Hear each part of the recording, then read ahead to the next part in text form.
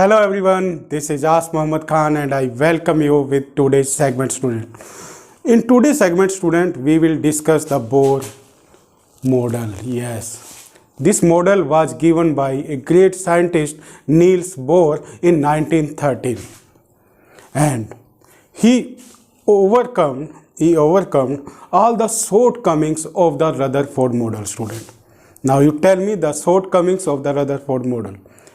What is the main shortcoming of the Rutherford model? You tell me. Yes, student, you are right. Stability of the atom was not described by the Rutherford. And with this, the distribution of the electron was also not explained by the Rutherford. So that stability of the atom and the distribution of the electron was explained by this great scientist Niels Bohr. And student,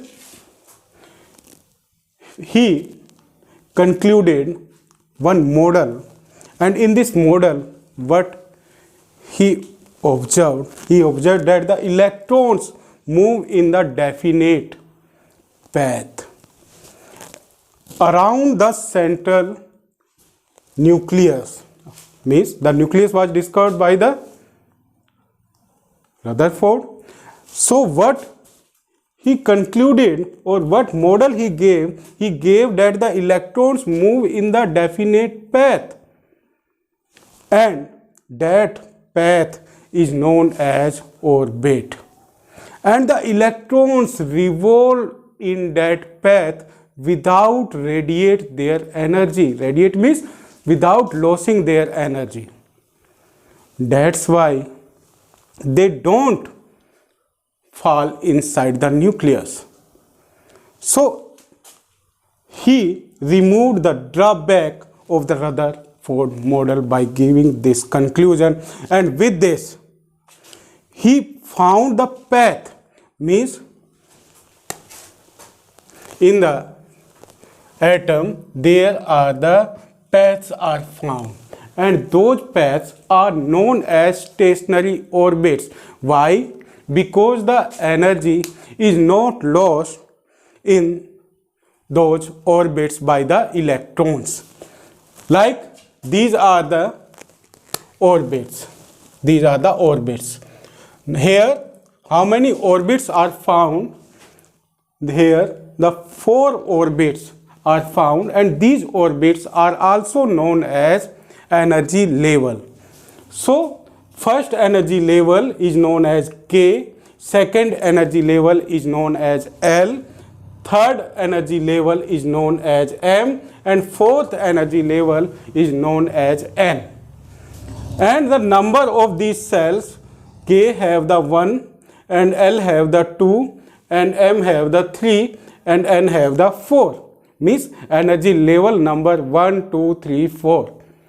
So 1 is for K cell, 2 is for L cell, 3 is for M cell, and 4 is for N cell.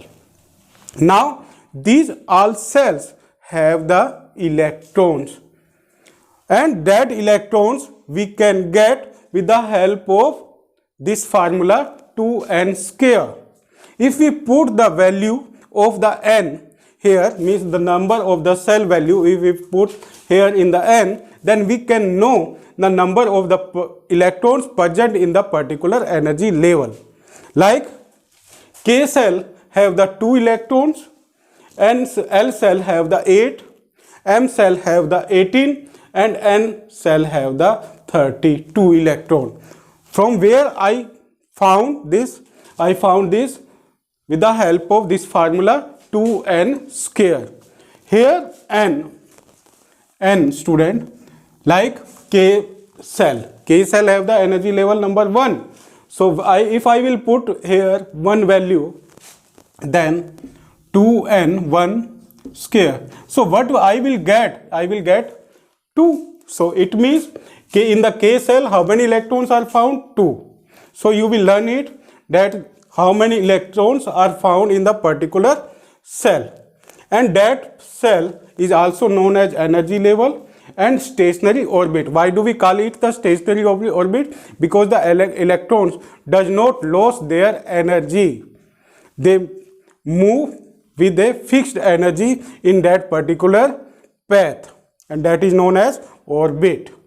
So student, it is about the first conclusion that is given by the Niels Bohr.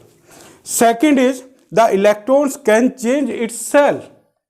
Yes, they can change their shell by absorbing or the releasing the energy.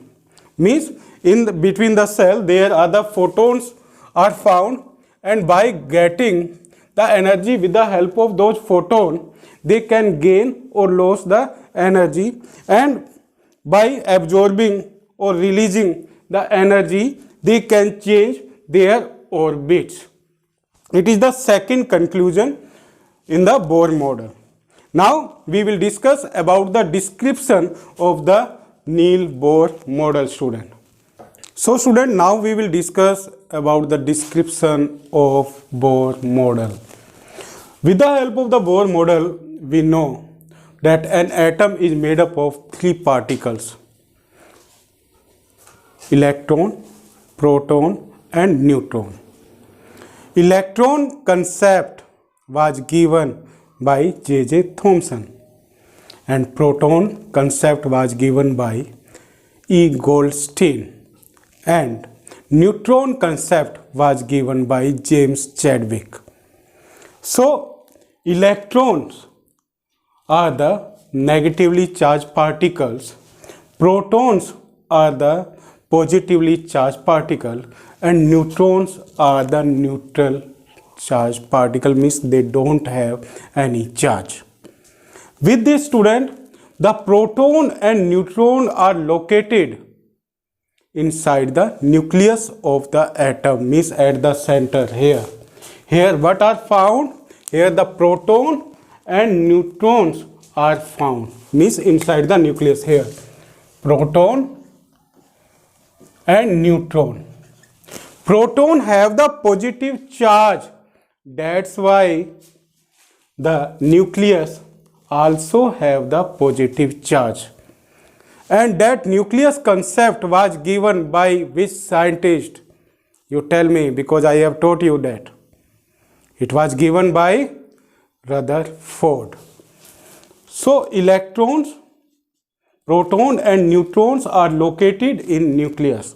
With this, student, the electrons revolve around the nucleus. They revolve same as the planets revolve around the sun, and they revolve in a fixed path, and that fixed path is known as orbit, shell or energy levels. Why do we call them the energy level? Because each energy level is associated with energy, and nucleus have the very less energy, but the outermost cell, N cell, have the maximum energy. Means the cell that is nearest to the nucleus have the less energy, and the cell that is farthest from the nucleus have the maximum energy. That's why what we call them the energy level, circular path, and that path is known as orbit, shell and energy level. There is limit of number of electrons, student. There is limit of number of electrons in each cell.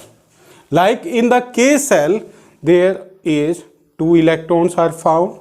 In L cell, there is 8 electron is found, and in M cell there is 18, and in N cell there is 32 electrons are found.